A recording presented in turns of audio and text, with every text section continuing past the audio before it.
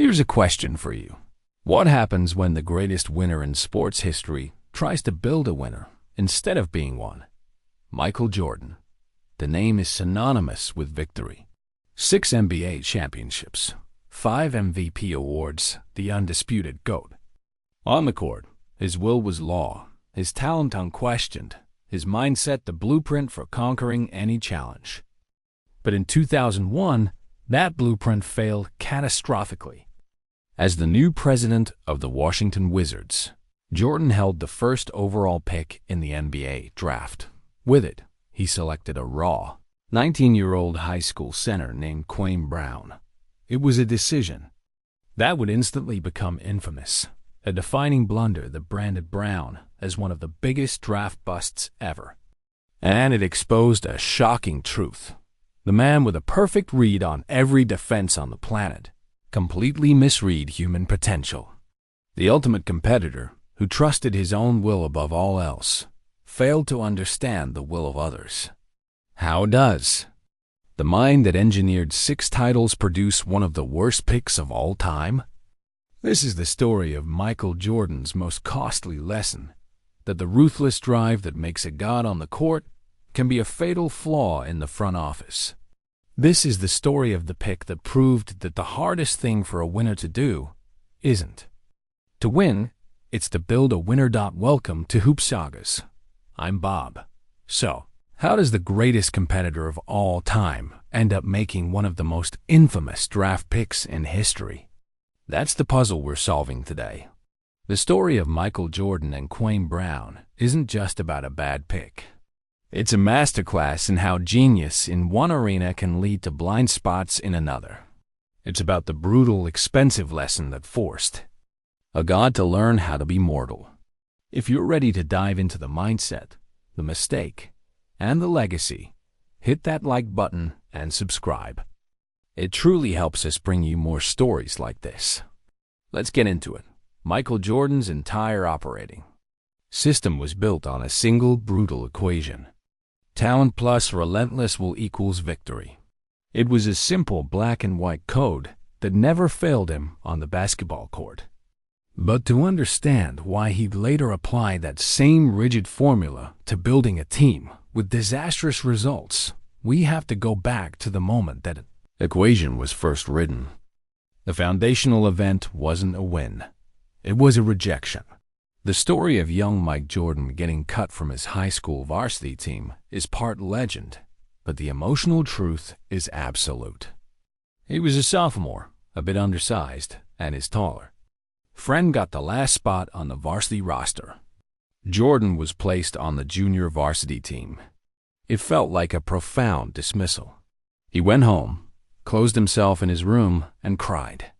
That moment of not being chosen, of being told he wasn't good enough, seared into his psyche. It lit a competitive fire so intense, his own family said it was scary. He vowed to prove every single doubter wrong, and he attacked his training with a fury meant to ensure he'd never feel that slight again. This was the birth of the Jordan mentality, a deep, personal vendetta against anyone who underestimated him, transformed into an unquenchable drive to dominate. That drive found its ultimate expression on the grandest stage. As a freshman, at North Carolina in the 1982 NCAA, a championship game, with 17 seconds left and his team down by 1, the ball found Jordan on the left wing. He took one dribble, rose up, and hit the jumper. Game. National title. That shot didn't just win a game. It forged an identity. It was instant, irrefutable proof that in the moment of maximum pressure, he could not only deliver, he could decide. It cemented a core belief. When everything is on the line, the only person you trust is yourself. Your talent, your work, your will. That's all that matters. He took that belief to the NBA and built a universe around it. 6 championships, 10 scoring titles. He became the ultimate alpha, the final judge of success. His world was one of total control, where his physical gifts, honed by maniacal practice, could overcome any obstacle. The logic seemed flawless. If he could will himself to become the greatest through sheer force of effort and competitive malice, then surely any player with enough raw physical talent could reach their potential too, if they just wanted it badly enough. If they just had the will. This was the Jordan Doctrine. And on the court, it was gospel. But in 1998, his playing world ended. After winning his sixth title, the Chicago Bulls dynasty he built was deliberately torn apart by the front office. Coach Phil Jackson was out. Teammates were scattered. Jordan, the king of the court, was powerless to stop the executives in suits from dismantling his kingdom. He retired, watching from the outside. That experience did something critical. It seeded a deep distrust of management. If they could destroy something so perfect, he thought, then he could probably do their job better. He needed control. The chance came in January 2000. He returned to the NBA not as a player, but as part owner and president of basketball operations for the Washington Wizards. His new mission was clear: to prove his genius wasn't confined between the lines. He would now build a winner, not be the winner. The man who trusted only his own hands now had to trust his eye for talent in others. He was about to apply the Jordan Doctrine, the perfect basketball player's code, to the messy, human, and profoundly different game of team building. And his first major test holding the keys to a franchise's future was just 1 year away. The Washington Wizards in 2001 were a disaster. They had just finished a 19-win season. The franchise was adrift, and the fan base was desperate for a savior. And now, by the luck of the lottery, they held the #1 overall pick in the draft. It was the most valuable asset in sports. A chance to reset everything, to pick a player who could define the next decade. The pressure on the new front office boss, Michael Jordan, was immense. All eyes were on the GOAT to make a GOAT-level move. The landscape of that draft was defined by one word: potential. Specifically, the potential of high school big men. The success of Kevin Garnett, Kobe Bryant, and Tracy McGrady had created a gold rush for prep-to-pro talent. That year, the crown jewels were 3 towering teenagers: 7'1" Tyson Chandler, 6'11" Eddie Curry, and 6'11" Kwame Brown. The mature, safer choices were their 2 Spanish League star Pau Gasol or college scorer Shane Battier. But the siren song was the ceiling of a raw, athletic giant. Jordan, the ultimate competitor, was built to bet on ceiling. He flew to see these kids work out personally. And when he saw Kwame Brown, he saw a physical specimen that mirrored the raw tools of legends. Brown was 6'11", 250 pounds of pure muscle, could run the floor like a guard, and had soft hands. The scouting reports raved, off-the-charts athleticism, anointed as a future star, with comparisons to Kevin Garnett and Tim Duncan. In a private workout, Brown reportedly even got the better of NBA veteran Michael Doliak. In Jordan's basketball calculus, the Jordan Doctrine, this was the ultimate currency. Supreme physical talent was the non-negotiable foundation. You could not teach that kind of size and athleticism. It was the one thing he, as a player, couldn't give himself through willpower alone. He saw in Brown the blank slate, the God-given hardware that he believed was the hardest part to find. Here's the kicker. The scouting reports also had glaring red-flagged warnings in the margins. They questioned his feel for the game, noted he could disappear for stretches, and raised concerns about how he handled double teams in high school, a sign of undeveloped court awareness. The most damning critique was about his mentality. Words like "not a natural killer" and "needs to develop a mean streak" were used. These were the software issues, intangibles like mentality, IQ, and competitive fire. And that's not even the craziest part. Jordan looked at those warnings and dismissed them. Why? Because of a fatal psychological trap known as the mirror fallacy. He saw a young, incredibly gifted athlete and he saw himself, not in skill, but in the journey.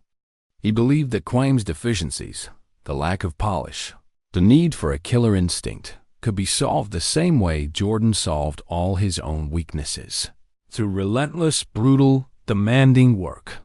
Jordan's entire life was a testament to forging greatness in the fire of his own obsession. He believed he could be that fire for Kwame. He thought, I will break him down and rebuild him. I will give him the mentality. I will teach him to hate losing as much as I do.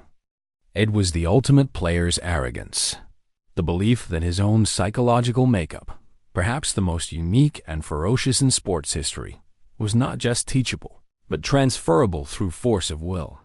He ignored the more nuanced reports that suggested Brown was a gentle kid who thrived on encouragement, not confrontation. He overlooked the fact that building someone up requires a different skill set than tearing opponents down.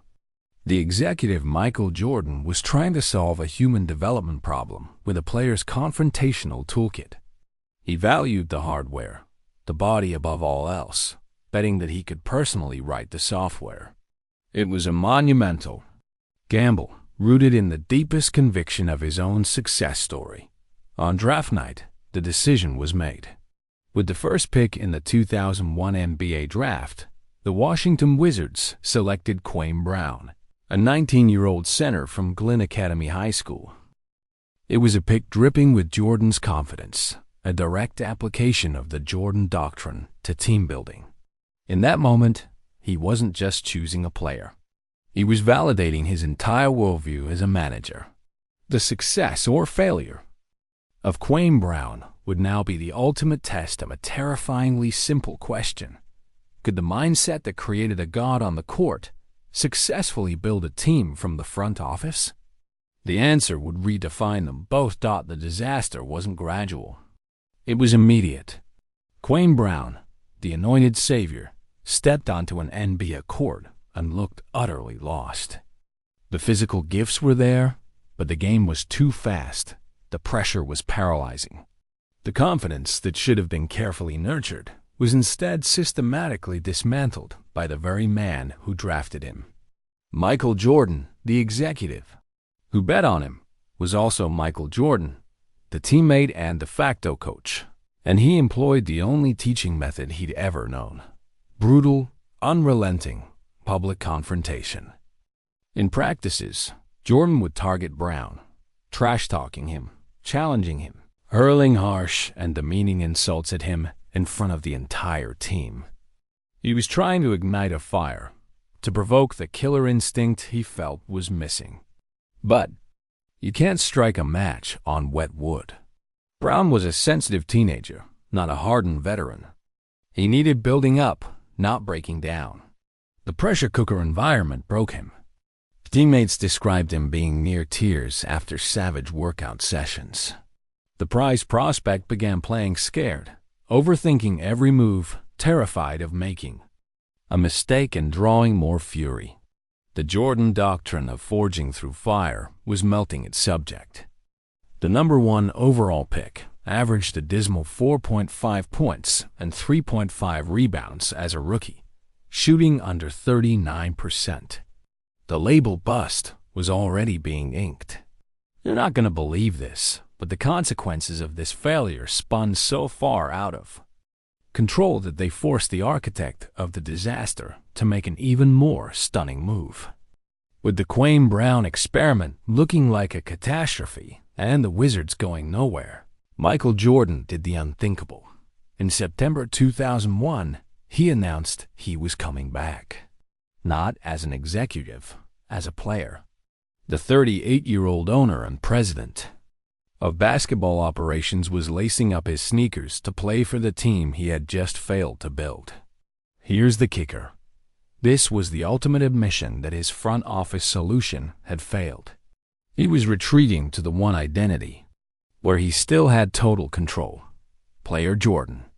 It was a desperate, poetic attempt to save the team, and by extension, to salvage his own managerial decision. But it created an impossible, absurd dynamic. He was now the boss, the star employee, and the harsh taskmaster all rolled into one. He had to manage the roster, lead the team on the court, and continue the tough love development of the young center he drafted, the one whose confidence he was actively shattering. The lines of authority, mentorship, and accountability are completely blurred. The experiment was about to enter its most chaotic phase. The Kwame Brown saga was a spectacular public failure. But the real question is, did Michael Jordan learn from it? The rest of his career, as he transitioned from player to partial owner to full-fledged majority owner, is the story of a man painfully, slowly, and incompletely trying to rewrite the Jordan Doctrine for a front office. The old player instincts never fully left him. They just found new ways to express themselves with mixed results. Even as a Washington Wizard, his final act on the national stage was pure player Jordan.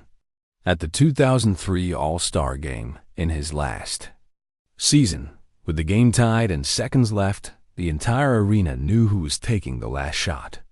He caught the ball, faced up against Sean Marion, dribbled, and hit a gorgeous, classic fadeaway jumper to take the lead. It was a perfect storybook moment. But here's the thing. That instinct, the I'll-do-it-myself gene, was the exact opposite of what a team builder needed. In Washington, his role as a player executive was supposed to be about elevating others, like Kwame. Yet in crunch time, his DNA still screamed to take the shot himself. It was a glorious testament to his player legacy and a quiet admission of his failure to develop a true second option. The builder hadn't built a reliable successor. After retiring for good in 2003, his goal was clear: own a team. He wanted the ultimate control he felt the Chicago Bulls management had abused. In 2006, he joined the Charlotte Bobcats as a minority owner and assumed the role of head of basketball operations. Finally, he had a real seat at the table. And with the third overall pick in his first draft with influence, he had a chance to show what he'd learned. He selected Adam Morrison, a prolific scoring forward from Gonzaga with a famous mustache and an old-school game.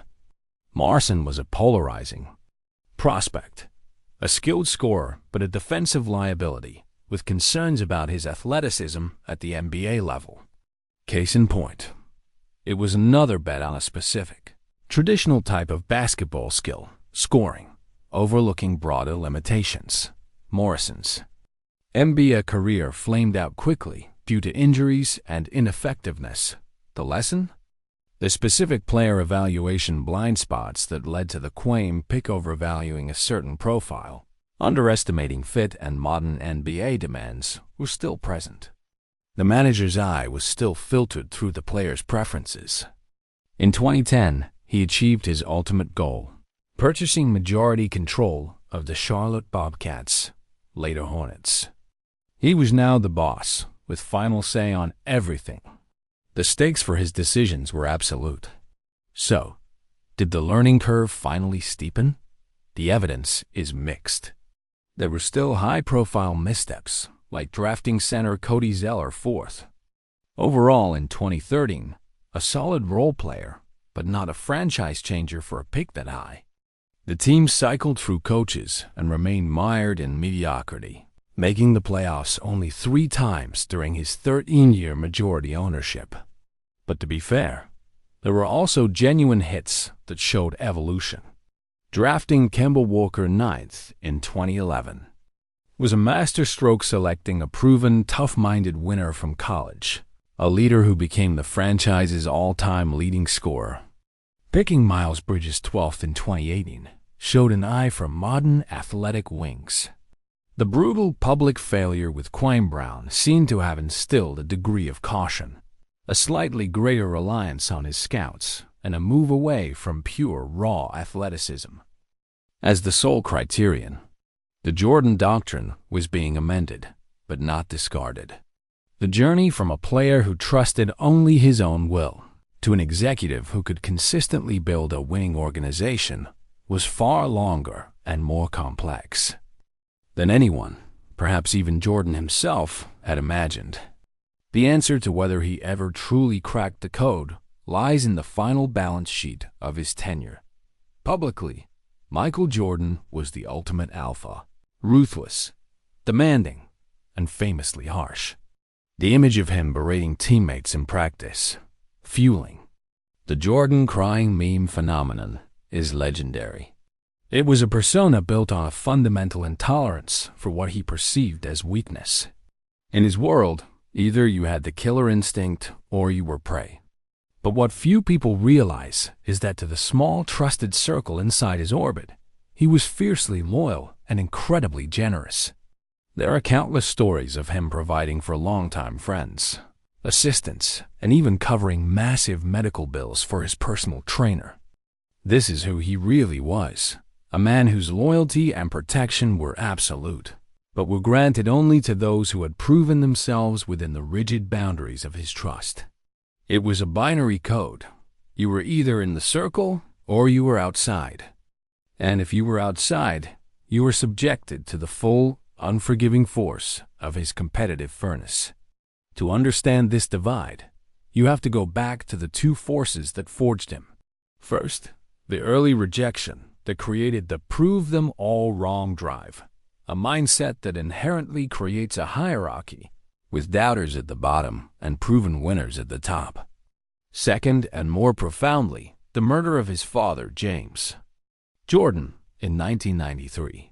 His father was his first and most important supporter, a calming, grounding influence. That loss was devastating. In its wake, the part of Jordan that was open and emotionally vulnerable closed off further. The world became more dangerous, less controllable. The response was to double down on the things he could control: the order of competition, the pursuit of victory, the relentless weeding out of any perceived softness. It hardened his worldview into a simple creed: be strong, control your environment, trust only your inner circle. This personal code directly shaped the executive. It explains the mirror fallacy with Kwame Brown. Jordan, forged in fire, couldn't comprehend a temperament that wasn't. He saw a supremely gifted athlete who lacked the mean streak, and his instinct wasn't nurture, it was confrontation. He tried to impose his own psychological blueprint through force, because that's what worked for him. He was trying to let someone into the circle, but his method of initiation was a trial by fire that ultimately consumed the very potential he was trying to save. The tragedy of Kwame Brown wasn't just a scouting error. It was a profound failure of translation between a man who spoke only the language of ultimate strength and a young player who needed to first learn the alphabet of confidence. So, what is the final report card on Michael Jordan, the executive? After 13 years as the majority owner of the Charlotte Hornets, the era came to a symbolic close. In 2023, Jordan sold a majority stake in the franchise, beginning his transition away from the day-to-day pressures of team building. His tenure as the ultimate decision-maker had a clear numerical result. His teams made the playoffs only 3 times, never advancing past the first round. The franchise often lingered in the dreaded middle, not good enough to contend, not bad enough to get a surefire top pick. Here's the kicker. That record cements a historical dichotomy that is now universally accepted. Michael Jordan is the greatest basketball player of all time, and by the same token, he was a far from great team architect. His career as an owner is viewed, almost without debate, as a cautionary tale. It proved that the mystical winner's mentality and preternatural skill that define athletic genius are not transferable skills to the front office. Case in point, the same eye for detail that spotted a flaw in an opponent's footwork seemed to miss broader flaws in a prospect's game or a team's construction. But what few people realize is that the man himself may have, in his own way, slowly absorbed the hardest lesson. He is rarely given direct, public mea culpas about specific failures like Kwame Brown. However, in later years, he has offered glimpses of introspection. He has acknowledged, in general terms, that he might have been too hard on young players. in Washington. And look at who he reserves his highest praise for in the modern era: Kobe Bryant and LeBron James. He celebrates not just their talent, but their obsessive drive, their longevity, and their mental toughness. It's a revealing preference. It shows that the core of the Jordan Doctrine, the reverence for that specific, all-consuming fire, never left him. The evolution was perhaps in realizing that finding someone who already possesses that fire is infinitely more likely than trying to ignite it in someone who doesn't. It was a small, hard-won, and expensive adjustment to his worldview. So, the 2001 selection of Kwame Brown exposed the fatal blind spots in God's management playbook. First, an over-reliance on physical gifts, underestimating the decisive weight of mentality and character. Second, the mere fallacy, the arrogant belief that his own unique, ferocious psychology was a template that could be forced onto anyone. And third, a total absence of the leadership skills of empathy and tailored mentorship, applying battlefield rules to a greenhouse sapling. Jordan's ultimate management legacy is a masterclass in the difficulty of transformation. It's a warning to peak performers in any field.